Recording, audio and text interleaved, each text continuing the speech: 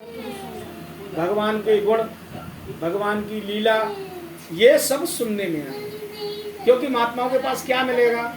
महात्माओं के पास ईश्वरी समझ होती है, हमारे पास सांसारिक समझ होती है। महात्माओं के पास आध्यात्मिक और दैवी समझ होती है, ईश्वरी समझ होती है, और सामान्य मनुष्य के पास सांसारिक समझ होती है। सांसारिक समझ उधर पूर्ति के लिए होती है और दैवी समझ, आध्यात्मिक समझ आत्मकल्याण के लिए होती है। तो देखो, संसारी समझ तो पैदा होते ही हमको लोग देना शुरू कर देते हैं, सब दे रहे हैं। बच्चा जरा सा बड़ा हुआ तो पहली समझ घर से ही मिलना शुरू हो जाती है। संस्कार दें चाहे नहीं दें, लेकिन उसको और सब सिखा देते हैं। अब मान लो कुलीन परिवार नहीं है तो क्या सिखाएगा? बाप गाली दे रहा है तो नाती भी गाली देगा, बाबा अगर दे रहे हैं तो। पिता दे रहा है तो उसका बच्चा भी देगा, तो वो भी सीखेगा। तो ये जो समझ है संसारी, थोड़े से और बढ़े तो स्कूल गए, स्कूल में हमको टीचरों ने समझ दी। थोड़े से और बढ़े तो किसी जॉब में पहुंच गए तो वहां गए तो वहां की समझ मिली, ये सांसारिक समझ। लेकिन इस समझ से आत्मकल्याण नहीं। आत्मकल्याण के लिए दैवी समझ, आध्यात्मिक समझ, ये इसकी आवश्यकता हमको पड़ती है। ये समझ कहाँ मिलेगी? तो ये समझ संतों के पास मिलती है।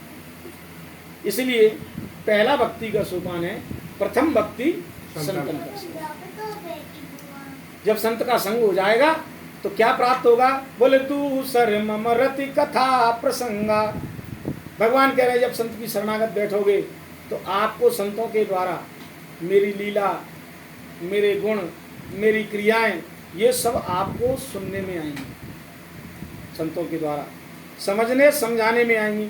धीरे धीरे आपका फिर इनमें क्या होगा? रति होगी। जैसे किसी भी नए विषय में हम समझते हैं, कोई नया विषय हमको सुनने को मिलता है तो धीरे धीरे हमारी उसमें रति होने लगती है। लेकिन ये भी एक बात ध्यान रखना, ये रति किसकी होगी?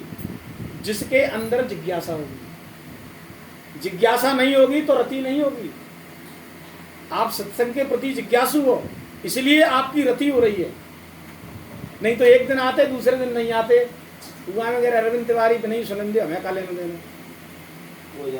लेकिन हमारी रति हो रही है ना। 2:30 बज रहे हैं, टीका टिक दोपहरी में, रोडों पे कुत्तों नहीं मिल रहे हमें। अभी हम आए 2 जने, जब एक लोग आए बेचारे मोटरसाइकिल से, और इस समय अपन दौड़ रहे हैं, तो इसका मतलब ये है हमारी अंतरंग इच्छा है कि अब हम परमात्मा की शरणागत होना चाहते हैं। ये रति है। रति माने होता है उसमें डूब जाना, ठीक? यानी हमारी कामना है। कामना का पति कौन? कामना की पत्नी कौन? रति। कामना काय की है? भगवत प्राप्ति की।